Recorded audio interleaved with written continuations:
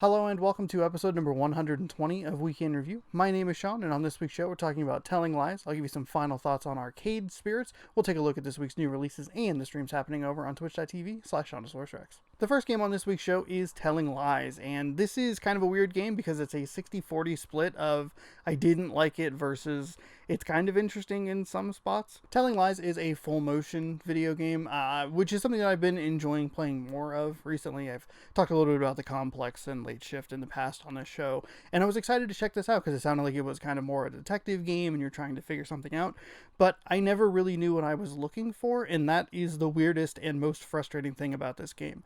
After a very brief scene where somebody is walking down a hallway and like enters their apartment and sits down at a desktop and like puts the USB drive in, you are presented with your gameplay screen, which is just a computer desktop, and a program loads up and it searches for the keyword love, and it gives you 5 videos that you can watch. When you click on these videos, you watch the videos. They are one side of a conversation that someone is having with someone else, kind of actually like this, where they're like giving responses of like, hey, how was your day? And then they'll sit there and they'll just kind of listen and like nod along and, oh, and it's really dull and really boring because it's just not interesting, because I never got an objective. I never felt like I knew what I was looking for. I don't know who these characters are. I don't know why I should care. And I'm just sitting there watching them very like emotively react. But the idea is that when they do respond, they'll say like, oh, I heard Brad was sick today. You're like, oh, that's weird. I should probably check out and see what Brad is up to in this scenario. That's a name I just totally made up. That's not in the game at all. So once the video is done, or you can back out right there, you go into the search bar, you type in Brad, and then if there is any sort of result from that, it'll pop up. You watch that video, and then that would theoretically push you down the rabbit hole to this like interesting and exciting plot, except for it doesn't really do that. I spent an hour and a half playing this game, and it's lucky that I was playing this game on stream, because after about 90 minutes of this game, I was very done with it. I was bored, disinterested, I didn't have a goal, I didn't care about any characters, I was just annoyed and frustrated. But since I was streaming, I wanted to stick with it a little bit longer, see if it got any more interesting. And I thought, in my head, okay, I'm going to give this like 30 to 45 more minutes and see if anything interesting happens. And as luck would have it, something interesting did happen probably 10 minutes later, where I accidentally searched something that like struck gold and actually made the game interesting. And once I accidentally struck gold, and that's what it was, I accidentally put in the correct search term that made the game interesting. I followed that plot for like 2.5 more hours and actually enjoyed what I was watching. It was interesting and engaging in a way that the previous hour and a half hadn't been. Characters finally started making reveals, things finally started to make sense. It was kind of like actually turning into an interesting game. But that is also the problem with it, is it anticipates that you're going to be able to keep up that momentum and keep searching those terms that keep you engaged. And after about 2.5 hours, I kind of started to lose the thread and lose the momentum, and I fell kind of back into the rut of searching terms that weren't really getting me anything, and even if it was getting me something, the videos weren't very interesting and I didn't really care. And it's kind of a problem just for myself, because I started on such a bad foot with this, to where when you fast forward to like hour 4 to hour 5 of this game, I'm looking at it, I'm just like, I'm impatient and I don't want to watch all these videos again. Like, I just don't have the interest in that. And I also don't want to watch you like read a bedtime story to your kid. This is like a 7-minute video that I just don't have the interest in or the patience to watch. I don't know if it's necessarily a bad game. I don't think it's a great game. I just think it's a game that's not for me. This seems to be a game that is probably for people who are a little more meticulous than I am, who are willing to watch and rewatch videos and pick up on smaller plot points and threads and stuff like that. And that's just not what I was really wanting to do with that. I also never really understood the in-game timer. Based on the achievements, it seems like it takes place over like a 5 to 6 hour time span, because there's an achievement that unlocks every hour. The game starts at midnight, and then 1 o'clock, 2 o'clock, 3 o'clock, 4 o'clock, and 5 o'clock, an achievement unlocks. The first like 3 to 4 hours of that game go really quickly. I don't think they're necessarily based in like real time, but for whatever reason, when I hit the 4 o'clock hour, I was like, okay, I'm getting pretty close. Maybe I can just power through it, get lucky enough to keep things rolling to get to the end of this game, so I can just kind of see what the heck is at the end of this. But for whatever reason, when I hit 4 o'clock, it slowed to a crawl, and I was searching things, it wasn't really bringing up anything, but the time also wasn't moving towards an end point. And so at 4:38 in-game time AM, I just gave up and I said, you know what, I'm done. I'm not enjoying this. I had a bad start. It got interesting in the middle. I've lost the thread. I'm not making interesting searches. The videos aren't fun. I don't care. I don't care anymore. I don't even know what I'm looking for. And I walked away from it. This is one of very few games where I'm just going to go on YouTube and just watch the full thing, because people have cut all the videos together to where it's like you see both sides of the conversation and it's all in chronological order so you can get the whole story. It runs about 5 hours on that. And that's how I'm going to experience this game, because I just don't think it's that good. I think it's a really cool idea. It's interesting in its concept of like, you're detecting something, but I never really understood what I was looking for. And the search terms are fun, kind of, in the like broad stroke terms, but like getting down to the nitty gritty, trying to figure that stuff out wasn't all that interesting. The videos are either really interesting and like engaging, or there's some dude staring at a camera for 4.5 minutes and I'm like, oh my god, do fucking something, anything, for the love of God, make these shorter, do just something. Maybe it's my impatience, I don't know, but I walked away from this game not super impressed with it. If you watched last week's show, I mentioned that I was probably going to review How to Build a Girl on this week's episode, and I thought about starting that movie like 3 separate times, and I just wasn't in the mood for it. Like, I sat there and I was like, do I really want to watch a movie right now? And I was like, nah, not really. So I didn't ever end up watching that. However, I was very engaged with Arcade Spirits, which was a game that I talked about on last week's show. And I wanted to talk about some things that I really liked in the later portion of that game that really made me love that game as a whole. The first thing is I really became very endeared to the characters. I really cared about them. I think they're really great. I actually remember their names. There's Queen Bee and Percy. There's Ashley, Naomi, Miss Francine, and Gavin.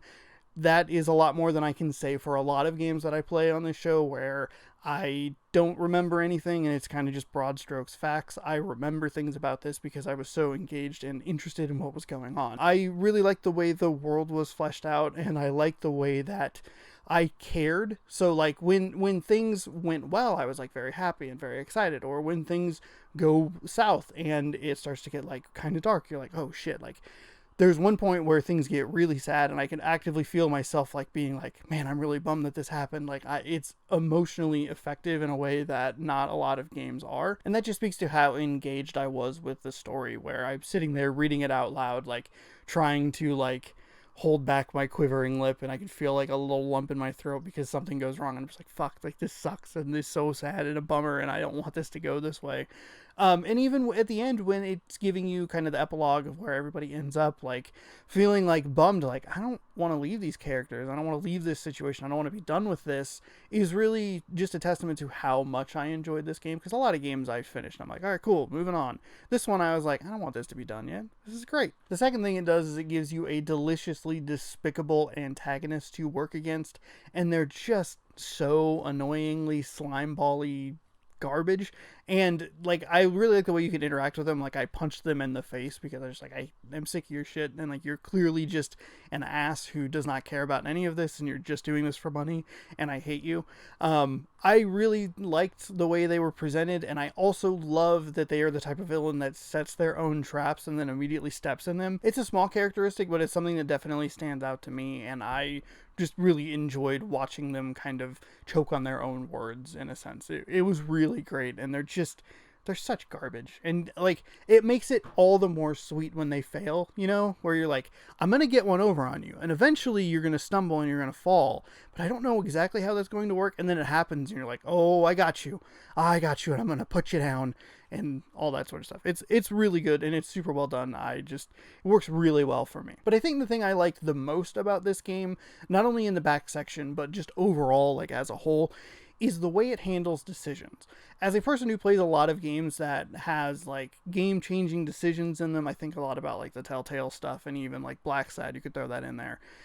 Those games really make a point to let you know, like, hey, you're making a decision and this decision is going to affect your game for the rest of the game. And it even pops up a little thing in the corner that's like, your relationship with da-da-da has changed. Instead, what this game does is it presents decisions and choices in a very understandable and correct context. There are a couple of decisions that you make early on in the game that are so well done, as far as oh, you're just making a decision to deal with this one particular situation. You have no idea that it's going to come up again 6 or 7 hours later. The game does such a good job of making contextualized decisions matter in the long term by making you feel like you're just making a decision for that one moment in time. You're not looking for something that's going to come back and either be a savior towards the end, where you interact with someone positively and maybe they're willing to help you get a piece of information that you're looking for, or you handle a situation in a way that's maybe not super great and that person comes back and you sit there and you go oh no, why not you? Oh God, I really shouldn't have had blankety blank do blankety blank in front of you because that really seemed to piss you off. Please, for the love of God, don't bury me. That sort of decision thing, making it super subtle and making it super contextualized into earlier parts of the game, really help make those choices matter, but you don't necessarily know. And I just thought it was really cool to see stuff happen in the beginning that actually matters towards the end. And the game does that in a couple of different ways that are outside of the decision making.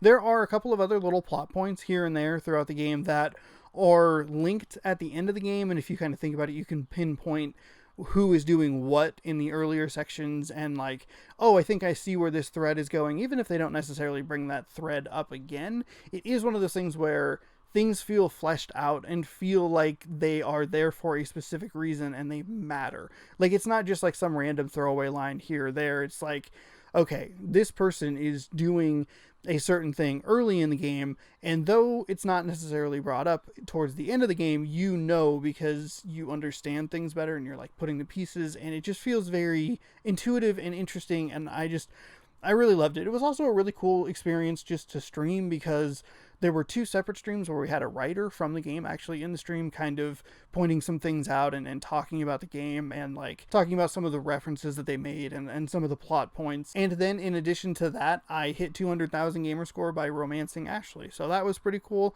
It was a really fun experience. I really enjoyed my time with Arcade Spirits. I really loved the first 3 chapters, and I loved the last 5 chapters even more to make it just such a wonderfully complete, fun, awesome experience. And I'm really glad that I stepped outside of my normal gaming boundaries to play this. I loved it a lot. It's definitely a front runner for my favorite game of the year so far. I loved Arcade Spirits, and I love Ashley Wolf.